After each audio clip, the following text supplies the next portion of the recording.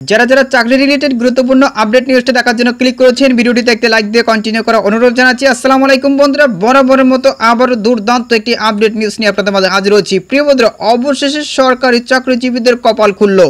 মহার্ঘ ভাতার সাথে নতুন করে বিশেষ সুবিধা দিবে সরকার। আজকের আপডেট নিউজটি খুবই গুরুত্বপূর্ণ।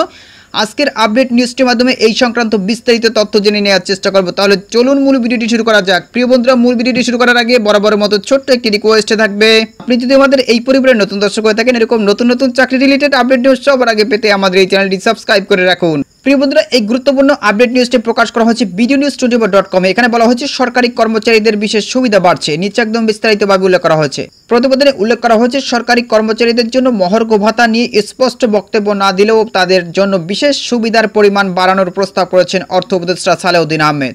সোমবার সকালে উপদেষ্টা পরিষদে 2025-2026 অর্থ বছরের জন্য 7,90,000 কোটি টাকা বাজেট তুলে ধরেন অর্থ উপদেষ্টা।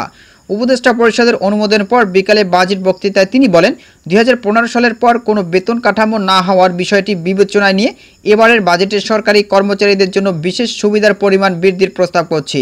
এখানে আরও বলা হয়েছে, বর্তমান সরকার দায়িত্ব নেওয়ার পর থেকেই সরকারি কর্মচারীদের জন্য মহার্ঘ ভাতার বিষয়টি আলোচনা রয়েছে। মহার্ঘ ভাতার বিষয়ে এর আগে ইতিবাচক মন্তব্য শোনা গেছে অর্থ উপদেষ্টার মুখেও। 20 মে সাংবাদিকদের সঙ্গে আলাপকালে তিনি বলেছিলেন, মহার্ঘ ভাতার বিষয়টি অ্যাক্টিভলি কনসিডার করছি। একটা কমিটিকে দায়িত্ব দিয়েছি, তারা এটা নিয়ে কাজ করছে। মহার্ঘ ভাতা হওয়ার চান্স মোটামুটি, কিন্তু হয়তো একটু সময় লাগবে।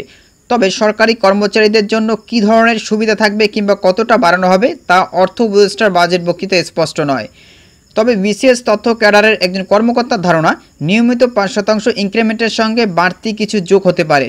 সেক্ষেত্রে কোন মাস থেকে বাড়তি অংশ যোগ হবে সেটা বলা যাচ্ছে না। সরকার চাইলে জুলাই থেকেও যোগ করতে পারে, আবার দেরিতেও করতে পারে। তবে 5% ইনক্রিমেন্ট স্বয়ংক্রিয় হয়ে যাবে।